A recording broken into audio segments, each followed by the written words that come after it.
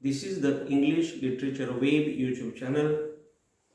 I am Professor L.B. Gayakawad is teaching today the use of the punctuation. Here we are studying the mark of slash. Means here the slash we are studying. The mark of slash is used to show the oblique position of the objects. Remember, when we have there two objects and if we want to put them in the oblique situation, in the oblique situation means what? In the or situation, this or that means when we want to put these objects in the or situation, means this or that situation, either this or that, in such situations, then we can use there the slash mark. It is used to avoid or and. So remember, when we talk our English, when we prepare our topic, then what happens there? We use there or and and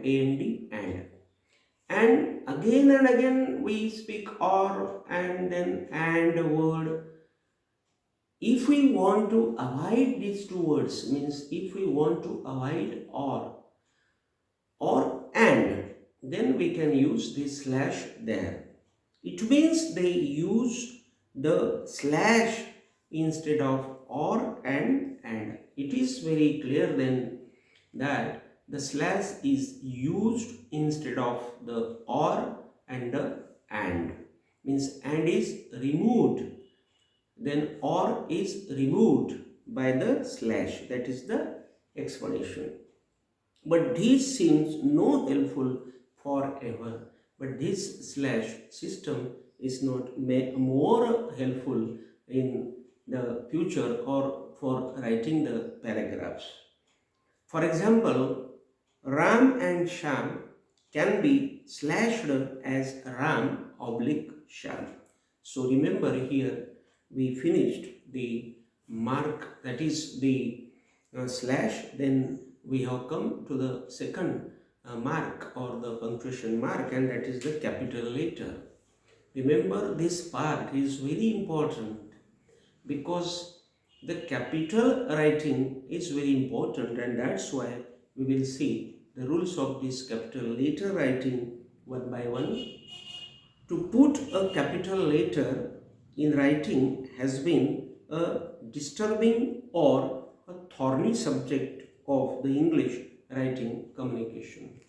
Remember, when we discuss the topic of the capital letter writing, then it is the say of many educators, or I will say the researchers, that this part is very much difficult part, or this part is very much I will say the boring part, or I will say the thorny part.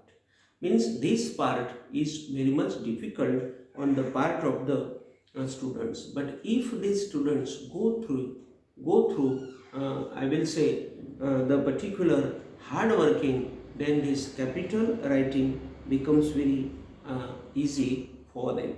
So here second rule, we will see that when we talk without any formality with our relatives and friends, it is not needed to write with the capital letter system. Remember, when we are there and our friends and our relatives are there, then we are speaking with them. This speech of theirs with us is the formal talking, the formal speech. Means we speak formally, means I will say casually, easily, in everyday language. So it is not necessary that we should use there the capital writing, or when we prepare the particular paragraphs to write to our relatives or friends, then also it is not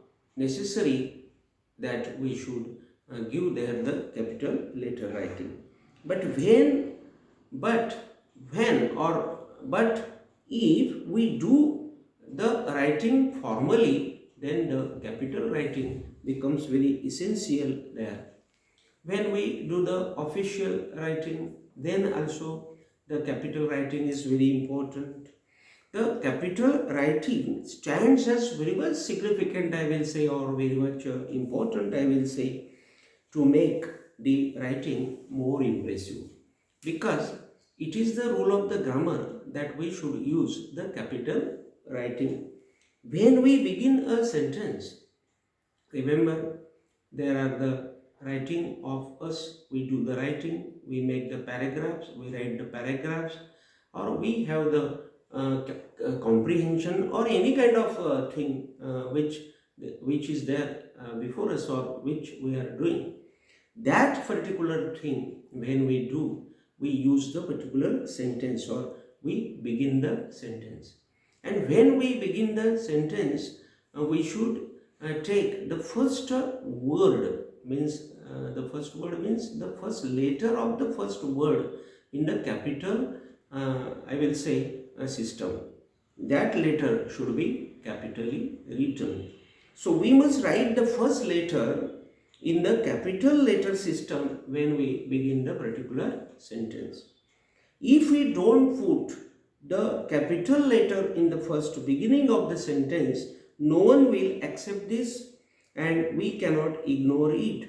So remember, we cannot ignore the capital writing of the particular letter in the beginning of the sentence, because nobody will understand that or nobody will rather impressed by that sentence. So it is very much clear that we should put the capital letter in the beginning of the sentence. When we finish the sentence and begin the new sentence, we must write the capital writing. So remember, when we have started the first sentence, we should write the first letter of the first word in the capital sense, and when the first sentence is finished, we must write there the full stop. And again, when we are starting the second sentence with a new effort, there also we should do the first letter in the capital sense, means we should write the first letter of the first word in the capital system, and again we should go to write that particular sentence, and when that sentence will end, then we should put there the particular full stop. So we should do this. It means every sentence should be written with the capital writing, and the end should be there of the every sentence with a full stop. Though we have finished the first sentence with the end of the quotation mark, we should begin the sentence with the capital writing. Remember, any type of thing is there. Though there are many rules and we are writing the sentences with the rules of other punctuations, but when there is the beginning of the particular sentence, there should be the first letter of the first word in the capital sense. That is very important. It means no sentence is written without the capital writing. Remember, we cannot write any sentence without the capital writing. So we should put attention to the particular capital writing system. We should use the capital letter after a colon with US spelling but not with the UK spellings. Remember, this is very important, that we should use the capital letter after a colon with US spelling, means it is the spelling of America. So with this spelling we should do this, and not with the UK spellings, means we should not use it with the British English. When we make a title, the important words are capitalized. Remember, in the title system also, I will say, the important letters are capitalized. It means we should make them the capital letters. It means if there is the, I will say, title, suppose Raghu's mother, then we should write there Raghu means that R should be capital, and mother means that M should be capital. And if in that title there are the helping verbs, they should be rather in small letters, they should not be made capital. If there will be, I will say, articles, those articles also should be there in the small letter writing, they should not be in the capital letter writing, I will say. If there are the conjunctions, those conjunctions also should be put in the small letters, means they should not be capitalized. And if there are some personal pronouns, I will say, they should not also be capitalized. So this is the system of the particular, I will say, the capital writing. So when we are there to make the title, we should make that title very sensefully, and we should follow the rules of the capital system. For example, Sima will come, this is the title. Now see, this Sima is the particular important word. That's why the beginning of this Sima is with yes, and so the yes letter we have put in the capital sense. And will is the helping verb, and that's why this helping verb we have put there in the small letter, means we have not made it in the capital sense. And come is the particular verb, that is important verb, and here we have put that C letter of come in the capital sense. So here we should do like this. Again, the next point we will discuss is that proper nouns always begin with a capital word. Remember, these are the proper nouns. Now, proper nouns means what? I will say that these proper nouns are the cradle nouns, because the children are put in the cradle and they are baptized or they are named, and that's why they are the proper nouns, they are the cradle nouns, and such cradle nouns should be written always in the capital sense. Means, for example, if we say William, so this William should be written with the capital sense, means W should be big or in the capital wording. Butler, the B should be in the capital sense, and Mohan means M should be in the capital sense. It means all these letters of the beginning should be big, I will say, or should be written in the big writing or bold writing. Bombay, London, New York, all these proper nouns are there, and these proper nouns should be kept in the capital sense.